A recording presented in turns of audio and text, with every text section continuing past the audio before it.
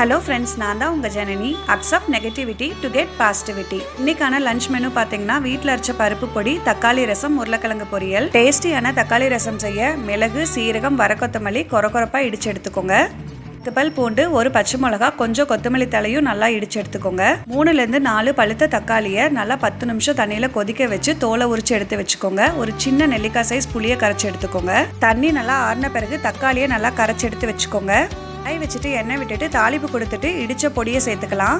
இடித்து வச்ச பூண்டையும் சேர்த்துட்டு நல்லா கலந்துட்டு மஞ்சள் தூள் 1/4 ஸ்பூன் சேர்த்துக்கோங்க. கரைச்சி வச்சுருந்த புளி தக்காளியை நல்லா தோலெல்லாம் நீக்கிட்டு தண்ணியை மட்டும் சேர்த்துக்கலாம். உப்பு தேவையான அளவு போட்டுட்டு மீடியம் ஃப்ளேமில் வச்சுடுங்க. அப்படியே சைடில் உருளைக்கிழங்கு பொரியலுக்கு தனியாக வேக வச்சுட்டேன். ரசம் ஒரு கொதி வந்ததும் பெருங்காயத்தூள், கொத்தமல்லி தழை தூவி இறக்கிட்டா சூப்பரான தக்காளி ரசம் ரெடி. கண்டிப்பாக ட்ரை பண்ணி பாருங்க. பருப்பு பொடி வீட்லேயே எப்படி செய்யறங்கிறத லிங்க் மேலே ஷேர் பண்ணுறேன். கண்டிப்பாக செக் பண்ணி பாருங்க. மறக்காமல் சப்ஸ்கிரைப் பண்ணிடுங்க. Thank you friends.